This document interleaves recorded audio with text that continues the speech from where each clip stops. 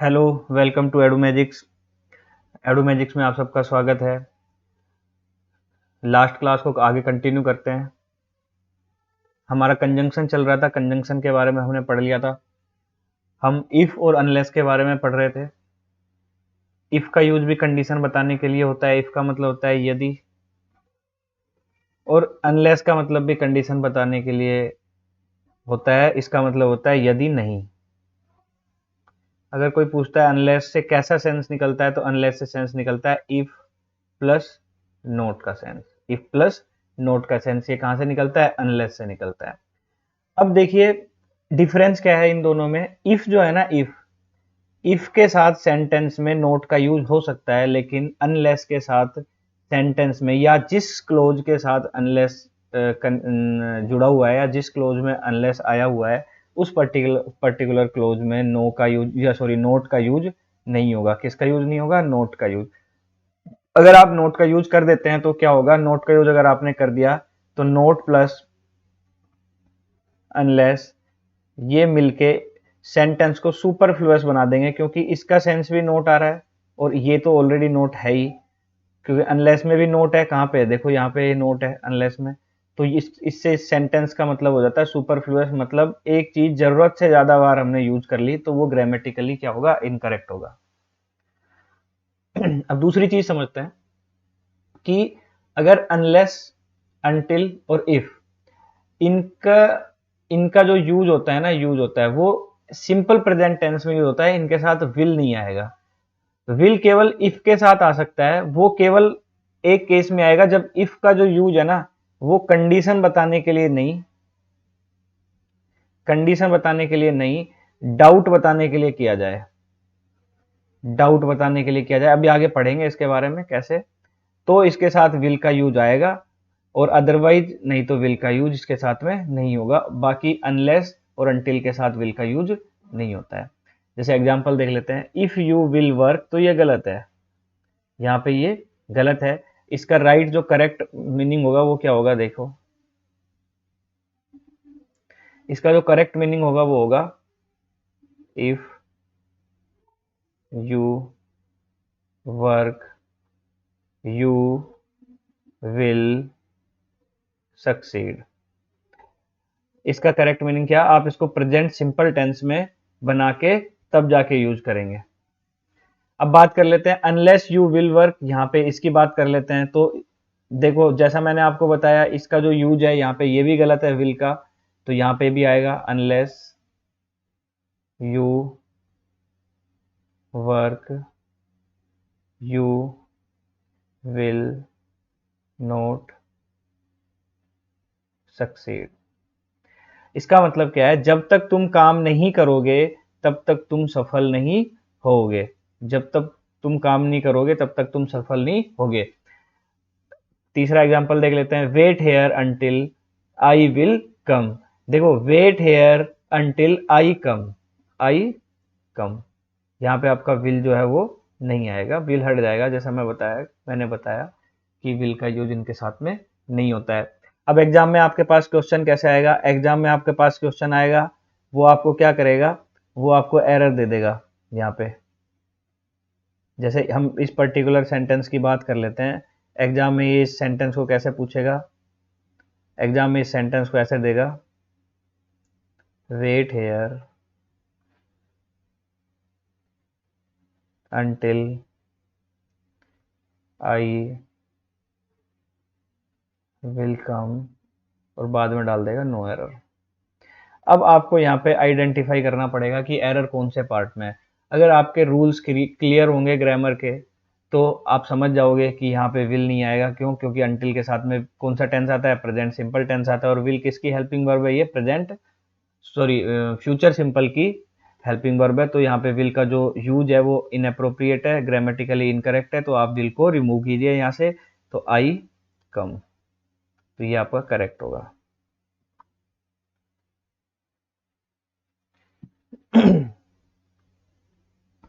अब देखिए, if whether that, if whether that, ये आपको क्या बताएंगे? दैट को छोड़ दीजिए आप, दैट आपको सर्टेनिटी बताएगा। इफ और वेदर आपको क्या बताएंगे, अनसर्टेनिटी या डाउट, अनिश्चितता किसी चीज की या डाउट अगर किसी चीज का बताना हो तो फिर किसका किसका यूज करेंगे हम, इफ का या वेदर का यूज करेंगे।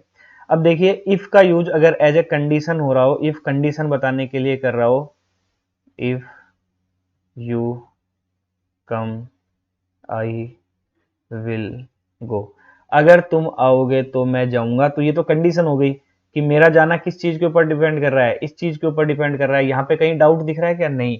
तो जो हमारा इफ है इसके साथ में मैं विल का यूज नहीं करूंगा। लेकिन अगर मेरा जो ये इफ है वो डाउट डाउट का सेंस दे रहा हो, है दोनों यहाँ पे कंजंक्शन ही, यहाँ भी इफ कंजंक्शन है, यहाँ भी इफ कंजंक्शन है, दोनों काम किसका कर रहे हैं, कंजंक्शन का ही कर रहे हैं। ऐसा नहीं है कि यहाँ पे इफ की जो पार्ट्स ऑफ स्पीच है इफ का वो बदल जाएगा, नहीं, वो ही रहेगा, कंजंक्शन ही रहेगा, लेकिन यहाँ पे सेंस अलग आएगा। तो जब ये डाउट का सेंस देगा हमें तब इसके साथ में हम क्या यूज कर सकते हैं, विल यूज कर सकते हैं। अब एक चीज और है, वेदर का मतलब भी यही होता है, वेदर भी डाउट और अनसर्टेनिटी के लिए यूज किया जाता है। लेकिन अगर सेंटेंस में इफ के बाद में कहीं आगे सेंटेंस में और नोट आ रहा है तो हम इसका जो यूज होगा वो गलत होगा। और नोट अगर सेंटेंस में दिया गया है और उसका सेंस कहीं ना कहीं आपको अनसर्टेनिटी या डाउटफुल मीनिंग आ रहा है आपके सामने, तो फिर आप उसके साथ में इफ की जगह पे किसका यूज करेंगे, इफ की जगह पे आप यूज करेंगे वेदर का। किसका करेंगे, वेदर का। एग्जाम्पल से समझते हैं इसको, ज्यादा क्लियर होगा एग्जाम्पल से।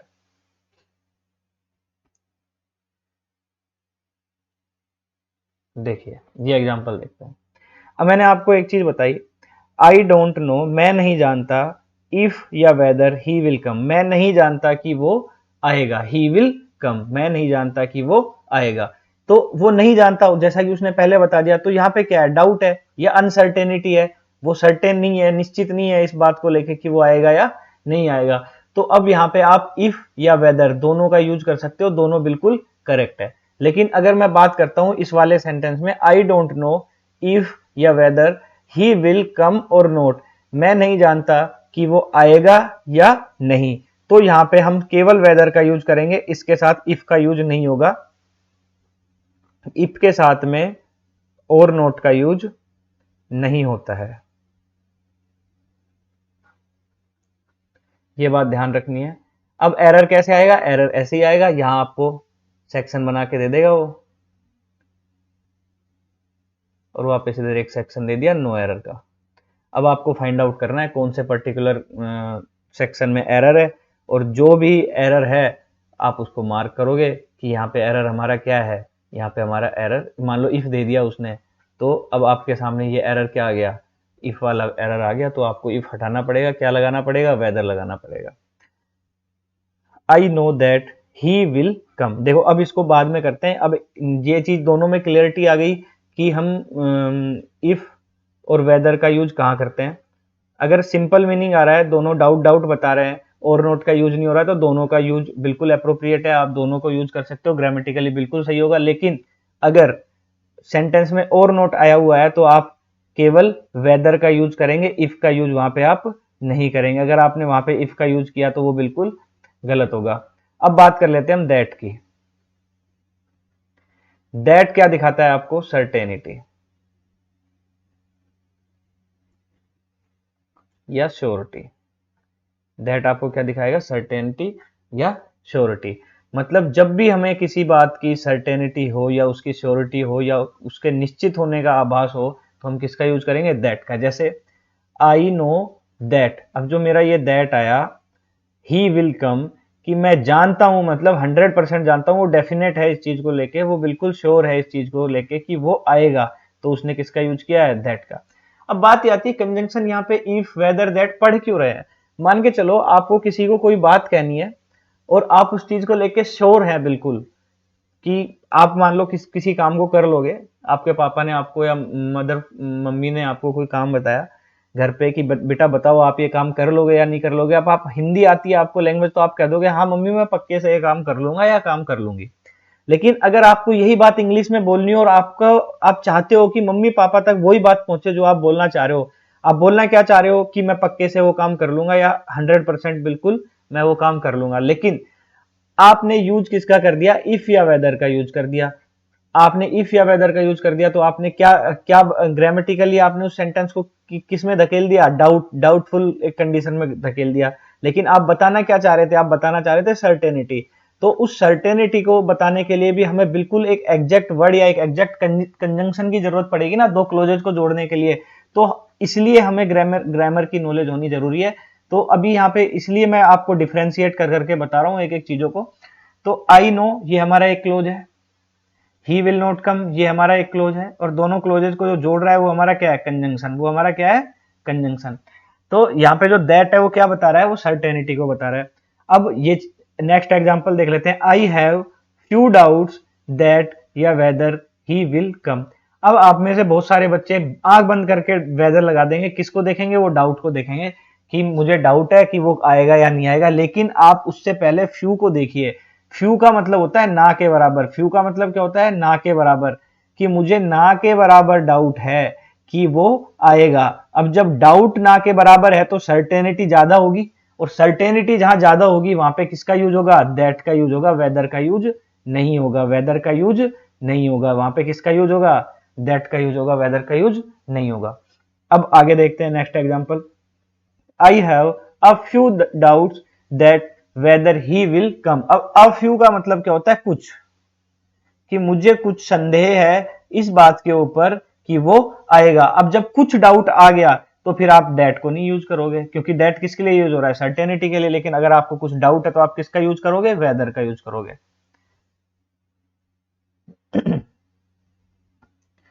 देखिए, इन केस, अब बात कर लेते हैं सेंटेंस सुपरफ्लुअस कैसे बन जाता है, या दो कंडीशनल कंजंक्शन साथ में यूज हो सकते हैं या नहीं हो सकते। देखो मैं बताता हूं। अगर जैसे इफ है और एक इन केस है, दोनों का यूज क्या बताने के लिए किया जाता है, कंडीशन बताने के लिए किया जाता है। लेकिन जो इन केस है उसका यूज सिर्फ कंडीशन बताने के लिए किया जाता है, जबकि जो इफ है वो आपको कंडीशन भी बताएगा और प्लस में आपको डाउट भी बताएगा। अगर इफ का यूज कंडीशन बताने के लिए किया गया है, अगर इफ का यूज, इफ आपको कंडीशन बता रहा है, साथ में अगर उसके साथ इन केस यूज आपने कर लिया तो वो बिल्कुल गलत होगा। क्यों, क्योंकि कंडीशन ऑलरेडी इफ ने बता दी ना, और आप फिर वापस से वही कंजंक्शन जो एक कंडीशन बता रहा है वो यूज कर रहे हो, तो आप सेंटेंस को सुपरफ्लुअस बना दे रहे हो। मतलब जरूरत से ज्यादा सेंटेंस में इन्वेस्ट कर दे रहे हो आप, तो सेंटेंस का मतलब जो होगा वो बिल्कुल अप्रोप्रिएट नहीं होगा। आप ग्रामेटिकली आप उसको रोंग कर रहे हैं सेंटेंस को। लेकिन अगर इफ का यूज एक ऐसे कंजंक्शन के यूज में हुआ जो डाउट बता रहा है, तो आप उसके साथ अगर इन केस यूज कर रहे हैं जो कि क्या बताता है आपको, कंडीशन बताता है, तो यहाँ पे इसका जो यूज होगा इफ का वो बिल्कुल ग्रामेटिकली करेक्ट होगा। यहाँ पे इफ का यूज क्या होगा, ग्रामेटिकली करेक्ट हो गया। अब एग्जांपल देखते हैं। In case it rains. अब मान के चलता हूं मैं एक बारी बारी करके एक एक को छोड़ के फिर पढ़ता हूं। मैं मान के चलता हूं अभी मैं इन केस को छोड़ रहा हूं और फिर मैं पढ़ रहा हूं if it rains I will take an umbrella. अगर बारिश होती है तो मैं क्या लूंगा, अम्ब्रेला लूंगा। लेकिन अब मैं एक काम और करता हूं, मैं क्या करता हूं, अब मैं इफ को हाइड करता हूं और फिर पढ़ता हूं इन केस के साथ में, in case it rains I will take an umbrella, कि अगर बारिश होती है तो मैं अम्ब्रेला लूंगा। तो मतलब दोनों ही मुझे क्या बता रहे हैं, कंडीशन बता रहे हैं। दोनों ही मुझे क्या बता रहे हैं, कंडीशन बता रहे हैं। तो दोनों में से एक का हटना जरूरी है। तो यहाँ पे अगर इनका यूज ऐसे दिया गया है तो ग्रामेटिकली इनकरेक्ट है। तो इनमें से या तो मैं इफ को हटाऊंगा या इन केस को हटाऊंगा। दोनों में से कोई भी आ सकता है, लेकिन दोनों साथ नहीं आ सकते इस पर्टिकुलर सेंटेंस में। अब देखिए, सपोजिंग। सपोजिंग का मतलब भी क्या होता है, मान लो या अगर। इफ का मतलब भी यदि या अगर, और दोनों एक साथ नहीं आएंगे। Supposing he is late I will do the work. अब ये क्या कंडीशन ही बता रहे हैं और दोनों कंडीशनल कंजंक्शन हो गए मेरे पास। तो दोनों में से किसी एक को हटना पड़ेगा। मैं मान के चलता हूं सपोजिंग को हटा देता हूं, इफ आएगा यहाँ पे, या मैं इफ को हटाऊंगा तो सपोजिंग रह जाएगा। तो दोनों बिल्कुल करेक्ट होंगे, लेकिन दोनों एक साथ नहीं आएंगे। अब बात कर लेते हैं। If he comes then I will attend the party. अब देखो, if he comes then, if के साथ में देन का यूज भी नहीं आएगा। इफ के साथ में देन का यूज नहीं होगा। इफ के साथ देन का यूज नहीं होगा, कुछ नहीं होगा। यहाँ पे सिर्फ कोमा आएगा। यहाँ पे सिर्फ क्या आएगा, कोमा आएगा। इफ के साथ देन का यूज भी नहीं होगा। इफ या unless he starts early he will not be able to reach on time. अब देखिए, इसमें इफ या अनलेस में से किसका यूज होगा। अगर वो जल्दी शुरू करता है तो वो टाइम पर नहीं पहुंच पाएगा। अगर मैं इफ का यूज कर रहा हूं तो इफ का मतलब एक पॉजिटिव सेंस देगा मुझे, जैसे कि अगर मैं इफ का यूज करके पढ़ता हूं तो इफ ही स्टार्ट्स अर्ली, अगर वो जल्दी शुरू करता है, he will not be able to reach on time, तो वो टाइम पर नहीं पहुंच पाएगा। अब वो जल्दी शुरू करने के बावजूद भी टाइम पर नहीं पहुंच पाएगा, ये तो बड़ा बेतुका सा ही मतलब निकल रहा है। लेकिन अगर मैं अनलेस के साथ में पढ़ रहा हूं, अनलेस ही स्टार्ट्स अर्ली, कि अगर वो जल्दी स्टार्ट नहीं करता है तो वह टाइम पर नहीं पहुंच पाएगा। तो ये सेंटेंस, ये जो सेंस निकल रहा है वो बिल्कुल सही निकल रहा है। तो फिर मैं किसका यूज करूंगा यहाँ पे, अनलेस का यूज करूंगा, और इफ का यूज यहाँ पर नहीं होगा। अब देखिए, he will reach on time provided या अनलेस ही स्टार्ट्स अर्ली। अब देखो जो अनलेस है ना और प्रोवाइडेड है, दोनों का मतलब वही है, दोनों कंडीशन ही दिखा रहे हैं। लेकिन अनलेस में नोट इंक्लूडेड है, लेकिन प्रोवाइडेड में नोट इंक्लूडेड नहीं है। और दूसरी चीज हो रहा है प्रोवाइडेड के बारे में, आप एक बार समझिए कि प्रोवाइडेड अपने अपने से पहले भी पॉजिटिव सेंस वाला क्लोज लेता है और अपने से बाद में भी पॉजिटिव सेंस वाला ही क्लोज लेता है। तो अब देखिए, he will reach on time, वो टाइम पर या समय पर पहुंच जाएगा, प्रोवाइडेड बशर्ते ही स्टार्ट्स अर्ली, वो अगर जल्दी स्टार्ट करता है। लेकिन अगर हम अनलेस का यूज करते हैं तो देखो उसका सेंस क्या निकल के आता है, he will reach on time unless he starts early, वो समय पर पहुंच जाएगा अगर वो समय पर शुरू नहीं करता है, या मतलब जल्दी शुरू नहीं करता है। तो अनलेस का यूज यहाँ पे नहीं होगा, अनलेस यहाँ पे इनकरेक्ट होगा, यहाँ पे किसका यूज होगा, प्रोवाइडेड का यूज होगा। अब बात कर लेते हैं लेस्ट की। लेस्ट का मतलब भी क्या होता है, अदरवाइज, जिसको हिंदी में बोलते हैं अन्यथा। हिंदी में क्या बोलते हैं, अन्यथा। अब देखो, लेस्ट अपने साथ में हमेशा क्या लेता है, शुड। लेस्ट हमारे हमेशा अपने साथ में क्या लेता है, शुड। शुड और लेस्ट एक साथ आते हैं। दूसरा, इसका जो यूज होगा वो सिंपल प्रेजेंट टेंस में होता है, और लेस्ट के साथ भी नोट का यूज नहीं होता है। लेस्ट के साथ भी किसका यूज नहीं होता है, नोट का यूज नहीं होता है। चलो देख लेते हैं example. Work hard लेस्ट you might fail. अब देखो यहाँ पे जो मॉडल आया वो क्या आया, माइट, लेकिन लेस्ट क्या लेता है, लेस्ट क्या लेता है, शुड लेता है। तो यहाँ पे क्या आएगा, शुड। आपके पास लेस्ट और शुड के एरर आपको देखने को मिल जाएंगे एसएससी, सीएचएसएल, एमटीएस और इवन सीजीएल में भी इन्होंने बहुत सारे सवाल पूछे हैं कि लेस्ट का माइट दे देगा आपको, मे दे देगा, कुछ भी, कैन, कुड, कुछ भी कंजंक्शन देके और फिर पूछ लेगा। तो आपको वहां पे एरर जो टिक करना रहेगा वो ये करना रहेगा कि जो भी शुड के अलावा जो भी आपको मॉडल दिया गया है आप वो आपके लिए एरर है। Work hard लेस्ट you should note fail. अब देखो नोट आ गया यहाँ पे, और मैंने अभी बताया था कि इसके साथ में क्या नहीं आता है, नोट नहीं आता है, तो नोट नहीं आएगा यहाँ पे। Work properly लेस्ट you might note fall. अब देखो ये जो माइट नोट फॉल है ना, ये पूरा किस में चेंज हो जाएगा, शुड फॉल। वो प्रॉपरली लेस्ट यू शुड फॉल, कि आप ध्यान से चलो अन्यथा आप गिर जाएंगे, आप गिर जाएंगे। तो यहाँ पे आप शुड नॉट फॉल की जगह यहाँ पे आएगा should fall. Should not fall की जगह क्या आएगा, शुड फॉल। अब बात कर लेते हैं बोथ की। तो देखिए बोथ के साथ और का यूज नहीं होता है, बोथ के साथ विद का यूज नहीं होता है, बोथ के साथ अलोंग विद का यूज नहीं होता है, बोथ के साथ केवल एक ही कंजंक्शन आता है, वो कौन सा है, एंड। बोथ और एंड मिलके कोरिलेटिव कंजंक्शन बनाते हैं। बोथ भी एक कंजंक्शन है, एंड भी एक कंजंक्शन है, और दोनों मिलकर क्या बनाते हैं, एक कोरिलेटिव कंजंक्शन बनाते हैं, पेयर में आते हैं दोनों साथ में।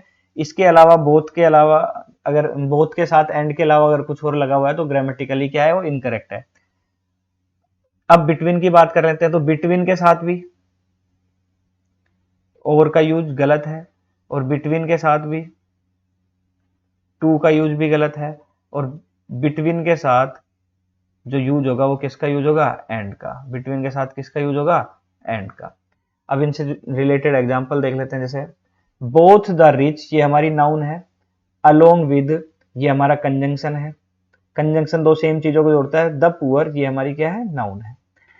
देखो रिच और पुअर ये हमारे एडजेक्टिव है, पुअर भी क्या है, हमारे एडजेक्टिव है। लेकिन जब आर्टिकल प्लस एडजेक्टिव को हम यूज करते हैं तो ये काम करते हैं नाउन का। ये किसका काम करते हैं, नाउन का। तो देखो यहाँ पे आर्टिकल के साथ क्या आपने यूज कर रखा है, एडजेक्टिव। आर्टिकल के साथ क्या यूज कर रखा है, एडजेक्टिव। तो ये किसका काम कर रहे हैं, नाउन का। तो दो नाउन को क्या जोड़ रहा है, कंजंक्शन। लेकिन बोथ के बाद आना क्या चाहिए, एंड। आ क्या रहा है, अलोंग विद। तो अलोंग विद ना आके यहाँ पे क्या आएगा, एंड। तब जाके ये सही होगा। आगे देखते हैं, for this job you will need a knowledge of both English. अब देखो इंग्लिश एक नाउन है, as well as Chinese noun है, एक लैंग्वेज का नाम है, नाम जो नेमिंग वर्ड होते हैं वो क्या होते हैं, नाउन नाउन होते हैं। एज वेल एज, देखो इसके साथ वापस वही एज वेल एज आ गया, तो यहाँ पे ये करेक्ट है क्या, नहीं ये करेक्ट नहीं है, यहाँ पे क्या आएगा, एंड। बोथ के साथ क्या आएगा, and. Both personality as well as, both personality as well as external looking. External looking देखो क्या होता है, लुकिंग क्या हो गया, लुकिंग हमारा नाउन हो गया, एक्सटर्नल हमारा क्या हो गया, एडजेक्टिव। और जबकि ये पर्सनैलिटी भी क्या है, हमारी नाउन है, और एज वेल एज से बोथ के साथ क्या आएगा, एंड आएगा, तो यहाँ पे एंड आएगा। Looking very greatly between brother and sister, no error. अब आप इस एंड को कंपेयर मत करना, ये एक एंड किस किस को कनेक्ट कर रहा है, ये बिटवीन और एंड वाला है, ये जो एंड है ये बिटवीन और एंड वाला है, लेकिन जो यहाँ पे एज वेल एज लगा हुआ है ये क्या है, गलत है, तो बोथ के साथ क्या, बोथ अपना अलग से एंड लेगा। The choice is between the glorious death और, बिटवीन के साथ और का यूज क्या है, इनअप्रोप्रिएट है, गलत है, ग्रामेटिकली इनकरेक्ट है, तो आप यहाँ पे इसकी जगह क्या यूज करोगे, एंड यूज करोगे। अब ये एग्जाम्पल देखिए, ये बहुत ही इंपॉर्टेंट एग्जाम्पल है, ये एसएससी ने एक बार पूछा था, एग्जैक्टली मुझे याद नहीं है कौन से एग्जाम में पूछा गया था, लेकिन एसएससी का पूछा हुआ है। Between 1944 to 1947। अब बात यह है कि मैं इसको करेक्ट कैसे करूं, अगर मैं यहाँ पे टू की जगह एंड लगा देता हूं, तो देखिए Chinese nationalist ruled in the southern and eastern region of the world, कि जो चाइनीज नेशनलिस्ट थे उन्होंने पूरी दुनिया के दक्षिणी हिस्से में और ईस्टर्न पूर्वी हिस्से में क्या किया था, राज किया था उन्होंने। कब, अब बिटवीन और टू का मतलब क्या है कि इनके बीच में कभी कोई एक पर्टिकुलर टाइम रहा होगा, इनके बीच में कभी भी उन्होंने राज किया था, चाहे वो 1945 में किया हो, 1946 में किया हो, या कोई पर्टिकुलर एक महीने के लिए राज किया हो, तो इससे सेंस जो है ना वो क्लियर नहीं होगा। लेकिन अगर मैं इसको ऐसे यूज करता हूं, फ्रॉम 1944 टू 1947, इसका मतलब यह है कि 1944 से लेके 1947 तक कंटिन्यू उन्होंने उस किसके ऊपर राज किया था, साउदर्न और eastern region of the world के ऊपर उन्होंने क्या किया था, रूल किया था, इस पर्टिकुलर रीजन को उन्होंने रूल किया था। लेकिन कब शुरू किया था उन्होंने, 1944 में शुरू करके कब खत्म हुआ था, 1947 में। तो यहाँ पे जो एरर आएगा, या आप इस एरर को करेक्ट करोगे तो आप बिटवीन के साथ एंड लगा के करेक्ट नहीं करोगे, आप बिटवीन को हटा के उसकी जगह पे फ्रॉम लगाओगे, क्योंकि उन्होंने ड्यूरेशन दी है कि 1944 से लेके वो कब तक रूल कर रहे हैं, 1947 तक। अब देखिए, both Ram and his friend, तो बोथ के साथ क्या आएगा, हिज फ्रेंड वर प्रेजेंट। अब देखिए बोथ जो है ना, बोथ, बोथ का सेंस आप सीधा सा समझिए, बोथ का सेंस क्या है, प्लूरल आ रहा है, बोथ का सेंस क्या होता है, दोनों, तो दोनों प्लूरल है, तो इसके साथ जो वर्ब आएगी हमारी वो भी क्या आएगी, प्लूरल आएगी। इनका जो अच्छे से यूज पढ़ेंगे ना, वो हम सब्जेक्ट और सब्जेक्ट वर्ब जब एग्रीमेंट पढ़ेंगे तो उसके साथ जब अच्छे से इनका यूज पढ़ेंगे। Ram as well as his friend was present, as well as का मतलब आएगा तो जो लास्ट वाला उसके अकॉर्डिंग आएगी verb. For this job there is an understanding between you और मी की जगह क्या आएगा, एंड, यहाँ पे क्या आएगा, and. For this job you will need a knowledge of both English as, अच्छा ये कर चुके हैं हम, एज वेल एज की जगह क्या आएगा, एंड।